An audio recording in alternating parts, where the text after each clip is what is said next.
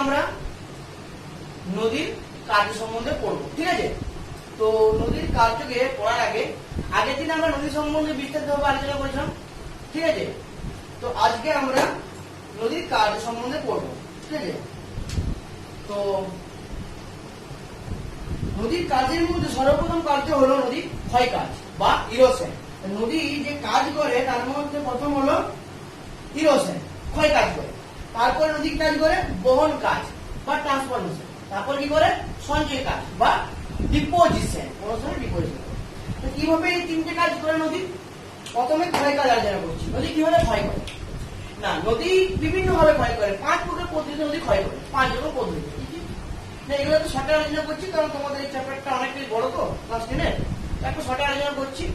না, প্রথম নদী যেভাবে ক্ষয় করে সেটা হচ্ছে জলপ্রবাহজনিত ক্ষয়। মানে নদী যখন কোন খাতের মধ্যে প্রবাহিত হবে তখন নদীর জলের স্রোতে বিভিন্ন ধরনের শিলাখণ্ডগুলি অপর শিলাখণ্ডের সঙ্গে বা নদীর পাড়ের সঙ্গে ধাক্কা খেয়ে জলের প্রবাহের সাথে বয়ে যাবে, ঠিক আছে, এবং বিভিন্ন জায়গায় ক্ষয় করবে। 2 নম্বর কি? 2 নম্বর হলো আমাদের বুদবুদ জনিত ক্ষয়। বুদবুদ কি? নদীর জলের মধ্যে নদীর জল যখন এক স্থান থেকে অন্য স্থানে খাতের মধ্যে প্রবাহিত হয় তো নদীর মধ্যে বিভিন্ন ধরনের বুদবুদ বা বাবেলস সৃষ্টি হয়। এই বুদবুদ বা বাবেলসের ফলে কি হয়? শিলাখাতে বিভিন্ন ধরনের ক্ষয় হয় এবং শিলাখাতটা ফাটিয়ে দেয় এবং ওই যে খাত, সেই খাতগুলো শিলাখাতকে বিভিন্ন ভাবে ক্ষয় করে। বলছে 1 সেন্টিমিটারের একটা বুদবুদ 18 কেজি, একটা 18 কেজি সমান হাতুড়ির মতো চাপ প্রয়োগ করতে পারে। তাহলে ভাবো ওই বুদবুদ জলের মধ্যে কতটা পরিমাণ চাপ প্রয়োগ করে, ঠিক আছে। এটা হচ্ছে বুদবুদ জনিত হয়। এবারে 3 নম্বর আসছে আমরা কি? 3 নম্বরে আসছে অবঘর্ষ প্রক্রিয়া। অবঘর্ষ প্রক্রিয়াটা কি? না, অবঘর্ষ প্রক্রিয়াটা যে নদীর জল যখন বয়ে যায় তখন নদীর জলের সাথে বিভিন্ন শিলাখণ্ড বয়ে যায়। এই শিলাখণ্ডের সঙ্গে নদীর পাড়ের বিভিন্ন ধরনের শিলা বা পাড়টা ক্ষয় পেয়ে কি হয়? বিভিন্ন ধরনের ক্ষয়কাজ করতে থাকে। এটা হচ্ছে অবঘর্ষ প্রক্রিয়া। 4 নম্বর কি? ঘর্ষণ প্রক্রিয়া। ঘর্ষণ প্রক্রিয়াটা কি? নদীর মধ্যে প্রবাহিত বিভিন্ন ধরনের বড় বড় শিলাখণ্ড এবং নদীর মধ্যে থাকা ছোট ছোট শিলাখণ্ডের পরস্পর যখন ঘর্ষণের ফলে টুকরো হয় এবং ওই নদী পুকুরকে বা নদীর ওই খাতে ক্ষয় করে এবং বিভিন্ন ধরনের ভূমিরূপ সৃষ্টি করে যে কোনো জায়গায়। এটা হচ্ছে ঘর্ষণ প্রক্রিয়া। 4 নম্বর কি? 5 নম্বর দ্রবণ প্রক্রিয়া। দ্রবণ প্রক্রিয়া কি? নদী যখন কোনো অঞ্চল যেমন চূড়াপাতযুক্ত অঞ্চল, কাস্ট অঞ্চল, তারপরে আমাদের লবণ অঞ্চলের মধ্যে প্রবাহিত হয় তখন সেই অঞ্চলে বিভিন্ন ধরনের প্রক্রিয়ায় ক্ষয় করে নদী উপকূলকে বা নদী খাতকে বিভিন্ন রকম ভাবে গড়ে তোলে, ঠিক আছে। এগুলো হলো ক্ষয় কাজ। এবার কি করবো? বহন কাজ। বহন কাজ কিভাবে করে নদী? নদী বহন কাজ করে 1 নম্বর নদীর আকর্ষণ। আকর্ষণ মানে কি? নদীর জলের টানে শিলাখণ্ড করে এক সেন্টিমিটার অনুসারে বাহির হয়। 2 নম্বর কি? ভাসমান। নদীর জলের সাথে শিলাখণ্ড, পলিপালি ইত্যাদি মানে মিশে ভেসে প্রবাহিত হয়। হলো 3 নম্বর জিনিসটা কি? 3 নম্বর নদী কিভাবে বহন করে? নদী বহন করে লং প্রদান প্রক্রিয়া। মানে নদীর মধ্যে যে কোনো শিলাখণ্ড প্রবাহিত হচ্ছে, প্রবাহিত হতে হতে হতে হতে অন্য শিলাখণ্ড আঘাত পেল, আঘাত পেয়ে লং প্রদান বা জাম্প করে প্রবাহিত হচ্ছে। এটা বলা হয় লং প্রদান প্রক্রিয়া। আর একটা হচ্ছে দ্রবণ প্রক্রিয়া। দ্রবণ প্রক্রিয়া কি? নদী কাস্ট অঞ্চলের কোন জলাপথযুক্ত অঞ্চলের মধ্যে প্রবাহিত হলে বা লবণ অঞ্চলের মধ্যে প্রবাহিত হলে সেটা ধুয়ে নিয়ে প্রবাহিত হয়। এটা হচ্ছে বহন প্রক্রিয়া। আর সঞ্চয় কার্য কি? ডিপোজিশন কি? নদী এই সমস্ত রকম পলি, বালি, নুড়ি, কাপড় সমস্ত রকম জিনিসগুলোকে বয়ে নিয়ে নদী তার মধ্যগতি বা নিম্নগতি কি করে? সঞ্চয় করে। সঞ্চয় করে কি হয় না সেই স্থানে বিভিন্ন রকম ভূমিরূপ গড়ে তোলে, সেগুলো হচ্ছে সঞ্চয় কার্য, ঠিক আছে। তো তাহলে ক্ষয় কার্য, বহন করে, সঞ্চয় কার্য, ঠিক আছে। আচ্ছা, তাহলে তোমাদের ক্লাস 10 দশম শ্রেণীতে একটা গুরুত্বপূর্ণ প্রশ্ন আছে মাধ্যমিকে, যেটা হচ্ছে নদীর ক্ষয় কার্য বলে সৃষ্ট ভূমিরূপ। তো ওই নদীর ক্ষয় কার্য বলে সৃষ্ট ভূমিরূপটি আজ আমি তোমাকে দেশে ব্যাখ্যা করবো, ঠিক আছে। বাট তার আগে একটা গুরুত্বপূর্ণ ল বা সূত্র তোমাদের পড়তে হবে, 2 নম্বর হিসেবে আসতে পারে, ঠিক আছে। কি? ষষ্ঠ ঘাতের সূত্র। ষষ্ঠ ঘাতের সূত্র কি? 6 পাওয়ার ল কি? ষষ্ঠ ঘাতের সূত্র হচ্ছে নদীর বহন ক্ষমতার সঙ্গে নদীর যে গতিবেগের একটা গুরুত্বপূর্ণ কোনো সম্পর্ক রয়েছে। নদীর ভেলোসিটির সঙ্গে তার যে বহন ক্ষমতা, তার যে ট্রান্সফরমেশন, একটা গুরুত্বপূর্ণ সম্পর্ক রয়েছে। বলছে নদীর বহন ক্ষমতা যদি দ্বিগুণ বৃদ্ধি পায় তাহলে নদীর যদি গতিবেগটা কত বৃদ্ধি পায়? নদীর গতিবেগ যদি দ্বিগুণ ভাবে বৃদ্ধি পায়, নদীর ভেলোসিটি যদি দ্বিগুণ বৃদ্ধি পায় তাহলে নদীর মধ্যে যে বহন ক্ষমতা সেটা 64 গুণ, মানে 2 to the power 6, মানে 2 into 2 into 2 into 2 into 2 into 2, মানে 2 to the power 6 মানে 6টা 2 এর গুণফল কত? 64 গুণ। মানে নদীর মধ্যে গতিবেগ যদি দ্বিগুণ বৃদ্ধি পায় তাহলে তার বহন ক্ষমতা কত বৃদ্ধি হবে? 64 গুণ। এই যে ফর্মুলাটা সেটাই হচ্ছে ষষ্ঠ ঘরের সূত্র বা 6 পাওয়ার ল, ঠিক আছে। তো 1842 সালে বিজ্ঞানী ডাব্লিউ হপকিন্স সর্বপ্রথম এই ষষ্ঠ ঘরের সূত্রটা আমাদের কাছে উত্থাপন করেন, যে নদীর বহন ক্ষমতা এবং গতিবেগের মধ্যে এই সম্পর্ক, ঠিক আছে। এবারে নেক্সট আমরা মূল যে কোশ্চেনটা তোমাদের বললাম যে নদীর ক্ষয়কার্যের পরে সৃষ্ট ভূমিরূপ, আমি সেটাই বলে যাচ্ছি, ঠিক আছে। খুব মন দিয়ে বিষয়টি শুনবে এবং মন দিয়ে উদাহরণগুলো সম্বন্ধে আলোচনা করবো, মন দিয়ে শুনবে, ঠিক আছে। নদীর ক্ষয়কার্যের পরে সৃষ্ট ভূমিরূপ সাধারণত আমাদের কাছে আটটি ভূমিরূপকে যদি আমরা যথাযথভাবে ব্যাখ্যা করি, তাহলে আমার দিকে 10 নম্বর যদি কোশ্চেন আসে তা আমরা মোটামুটি ভাবে 10 পুরোপুরি অ্যাটেন্ড করতে পারি, ঠিক আছে। এবং কিন্তু গুরুত্বপূর্ণ ভাবে ছবি তোমরা দেবে, ঠিক আছে। তো তোমাদের টেক্সট বই হাতে ভালো ছবি আছে, একবার চেক করে নেবে, ঠিক আছে। বেশি আমাদের সময় নেই, তাই আমি একটু সঠিক জিনিসটা আলোচনা করছি, ঠিক আছে। 1 নম্বর নদীর ক্ষয়কার্যের পরে সৃষ্ট ভূমিরূপ কি? আই ও ভি আকৃতির উপত্যকা। আই ও ভি আকৃতি লিখলাম এখানে, আই ও ভি আকৃতির উপত্যকা। জিনিসটা কি? নদী যখন পার্বত্য অঞ্চলে প্রবাহিত হয় তখন নদীর নিম্নক্ষয় এবং পার্শ্বক্ষয়ের মাধ্যমে, নিম্নক্ষয় মানে নিচে যে ক্ষয়, পার্শ্বক্ষয় মানে পাশ দিয়ে ক্ষয়ের মাধ্যমে নদী সাধারণত আই আকৃতির মতন বা ভি আকৃতির মতো ভূমিরূপ গড়ে তোলে, ঠিক আছে। তাহলে সেটাকে হচ্ছে কি আই ও ভি আকৃতির উপত্যকা। মানে ভি আকৃতির উপত্যকা কি হবে? এরকম একটা ভি আকৃতি হবে, ঠিক আছে।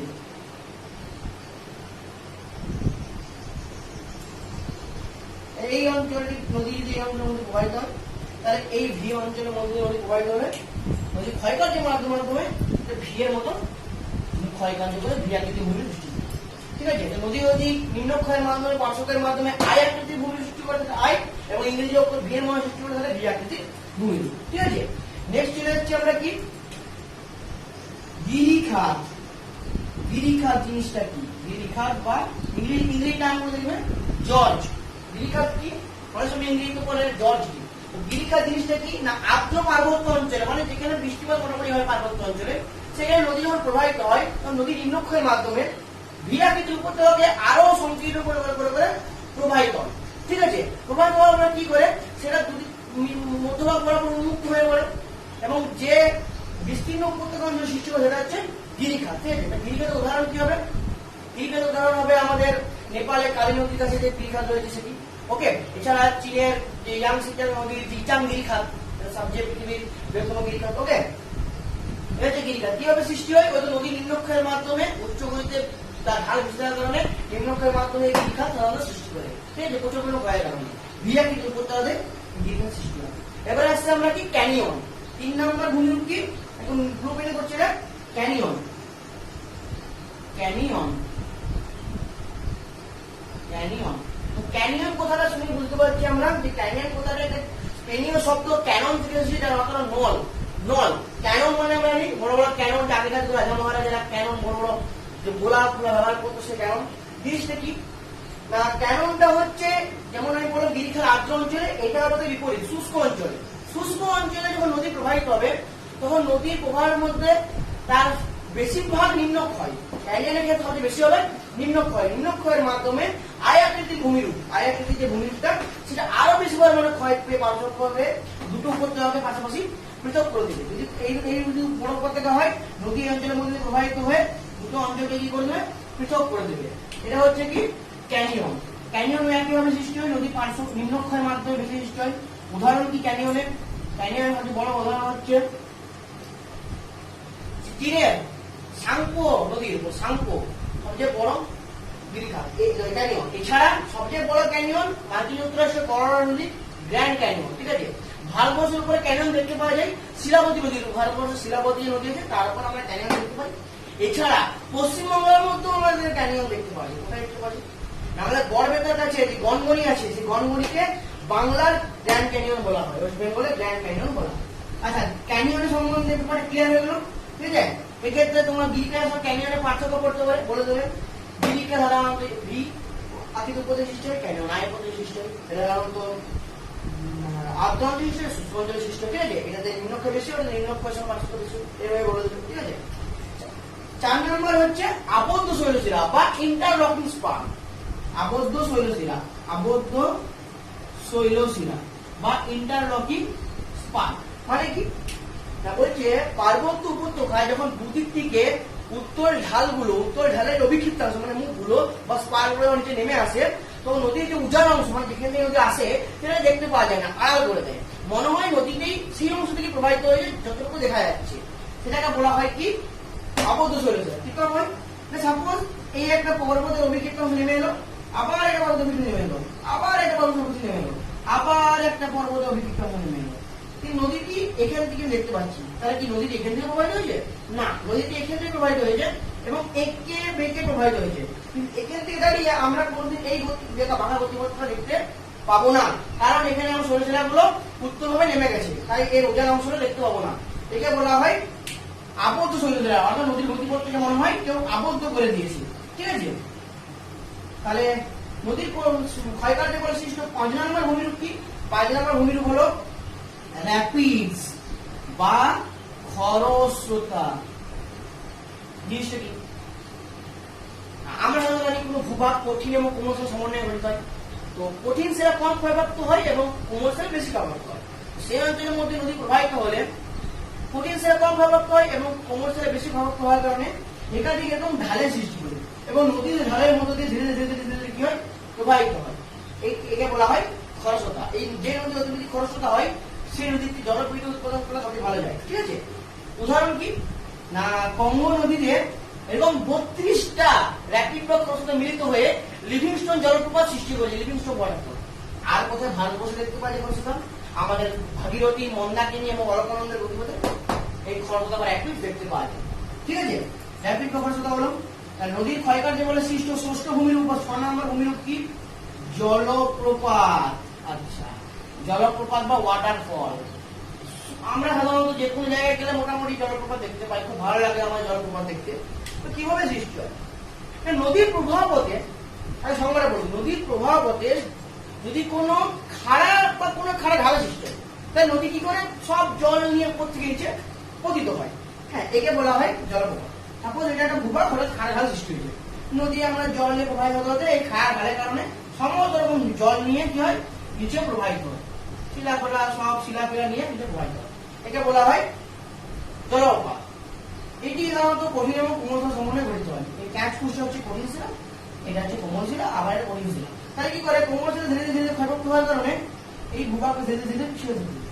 একে বলা হয় জলপ্রপাতের পশ্চাদপসরণ। তারপরে কি হয়? ভূভাগটা প্রচুর পরিমাণে ক্ষয় হয়। ঠিক আছে, জলপ্রপাত বলতে গেলে কিভাবে সৃষ্টি হয়? নদীর গতিপথে সাধারণত যদি কোনো খাড়া ঢাল থাকে তারপরে নদীতে এই জলপ্রপাত সৃষ্টি হয়। নদীর প্রবাহপথে কোনো সময় চ্যুতি সৃষ্টি হলে, যদি কোনো জায়গায় ফল্ট থাকে তাহলে কি হয়? সেখানে এই চ্যুতি দেখতে পাওয়া যায়। আচ্ছা, আর কোনো জায়গায় ঝুলন্ত উপত্যকা সৃষ্টি হয়, সেখানে এই ধরনের জলপ্রপাত দেখতে পাওয়া যায়। ঝুলন্ত উপত্যকা জিনিসটা তোমরা এখন বুঝবে না, তোমাদের হিমবাহের ক্ষয়কার্যের মাধ্যমে সৃষ্ট হচ্ছে ঝুলন্ত উপত্যকা। তো ওটা পরবর্তীকালে আমরা বুঝাবো, তখন ব্যাপারটা ক্লিয়ার হয়ে যাবে। আচ্ছা, জলপ্রপাতের উদাহরণ কি? জলপ্রপাতের উদাহরণ হচ্ছে ভারতবর্ষের কর্ণাটকের পুঞ্জিকল, সবচেয়ে ভারতবর্ষের উচ্চতম জলপ্রপাত কর্ণাটকের পুঞ্জিকল। এটা কিন্তু জিকে ক্ষেত্রে গুরুত্বপূর্ণ। ঠিক আছে, এছাড়া ব্রাজিলের ইগুয়াজু জলপ্রপাত একটা পৃথিবীর বিস্তৃততম জলপ্রপাত, আর ভেনেজুয়েলার অ্যাঞ্জেল জলপ্রপাত পৃথিবীর উচ্চতম জলপ্রপাত। এগুলো সব নোট ডাউন করে রাখবে। ঠিক আছে, ওকে। এবারে জলপ্রপাতকে আমরা 2 ভাগে ভাগ করি তার প্রবাহের গতি অনুসারে। 1 কাসকেড, 2 ক্যাটারাক্ট। কাসকেড ক্যাটারাক্ট জিনিসটা কি? কাসকেড হচ্ছে নদীর প্রবাহপথে কঠিন এবং কোমল শিলার অবস্থানের কারণে নদী যখন সিঁড়ির ধাপের মতন ভূমির মধ্যে নেমে আসে, এখানে নদী সিঁড়ির ধাপের মতো নেমে আসে। তো কাসকেড কি? নদী যদি প্রচুর পরিমাণে জলরাশি নিয়ে ভয়ঙ্কর আকারে গর্জে নদী নিচের থেকে উপরে প্রবাহিত হয়, প্রচুর জল নিয়ে, সেটা হচ্ছে কাসকেড ক্যাটারাক্ট। বুঝতে পারলো? এটা একটা সুন্দর উদাহরণ হচ্ছে ভিক্টোরিয়া ফলস, ভিক্টোরিয়া জলপ্রপাত, সবচেয়ে গুরুত্বপূর্ণ উদাহরণ। ঠিক আছে, তো এখানে জলপ্রপাত শেষ করছি, এই জলপ্রপাত। ঠিক আছে, আর একটু তোমরা বইটা টেক্সটটা পড়বে, টেক্সট ফলো করবে। টেক্সট ফলো সবচেয়ে বই ফলো করে সবচেয়ে বেশি জানতে পারা যায়। সবসময় তোমরা বই পড়বে, টেক্সট বই শুধু ফলো করবে। ঠিক আছে, আমি বলবো এগুলো নোটসের থেকে বই কিন্তু খুব ভালো। এবারে নদীর ক্ষয়কার্যের পরে সপ্তম ভূমিরূপ কি? প্রপাতটা কি? বা পাঞ্চপুল, PUNG, পাঞ্চপুল। জিনিসটা কি একটু ব্যাখ্যা বলি। বললাম তো যে একটা ভূভাগের মধ্যে দিয়ে যদি ঘোড়া খাড়া খাড়া সৃষ্টি হয়, তারপরে নদীর ঢাল নিচে প্রবাহিত হয় বিভিন্ন ধরনের শিলাখণ্ড নিয়ে, জলপ্রপাত। তো যখন নদী কোনো ঢাল অনুসারে প্রচুর পরিমাণ জল নিয়ে এবং তার শিলাখণ্ডগুলো নিয়ে যখন উপর থেকে নিচে পতিত হয়, তখন ওই জলপ্রপাতের নিচে ওই যে শিলাখণ্ডগুলোর আঘাতে বড় বড় বড় বড় গর্তের সৃষ্টি হয়। এই গর্তগুলো বলা হয় প্রপাত। প্রপাত কোথায় দেখতে পাওয়া যাবে? জলপ্রপাতের তলে। ঠিক আছে?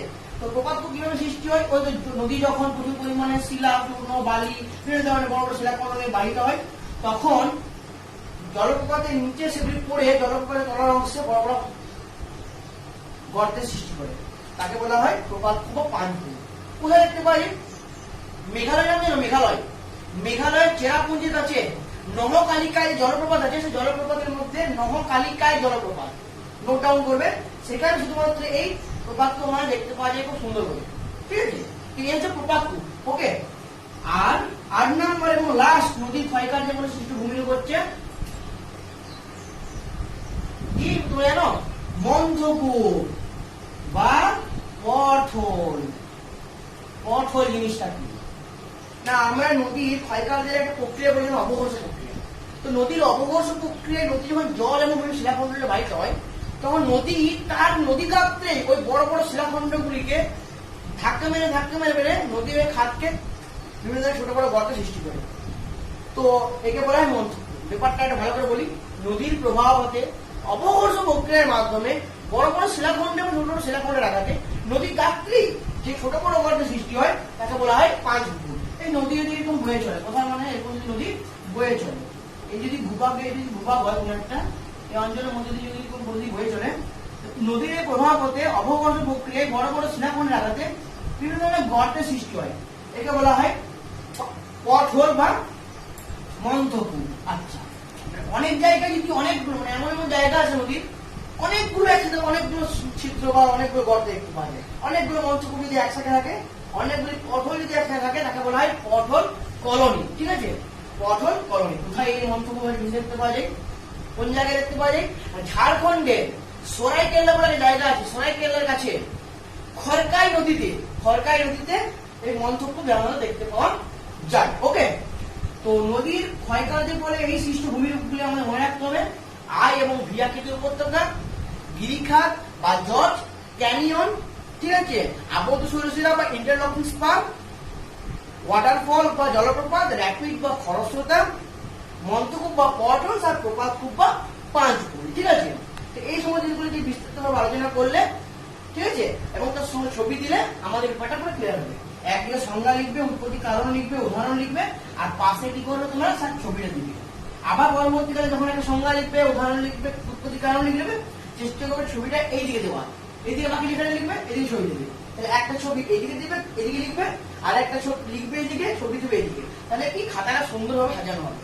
ঠিক আছে? ওকে।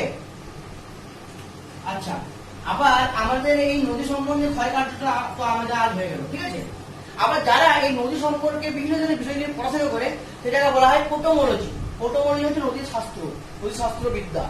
এই নদী শাস্ত্র বিদ্যা নিয়ে পড়াশোনা করে তাকে বলা হয় পোটোমোলজি। ঠিক আছে? তো ঠিক আছে, আজকে আমরা নদীর ক্ষয়কার্য নিয়ে আলোচনা করলাম। নেক্সট দিনে আমরা নদীর সঞ্চয় কাজ এবং সঞ্চয় কার্যের ফলে বিভিন্ন সৃষ্ট ভূমিরূপগুলি নিয়ে আমরা আলোচনা করবো বিস্তারিতভাবে। ঠিক আছে?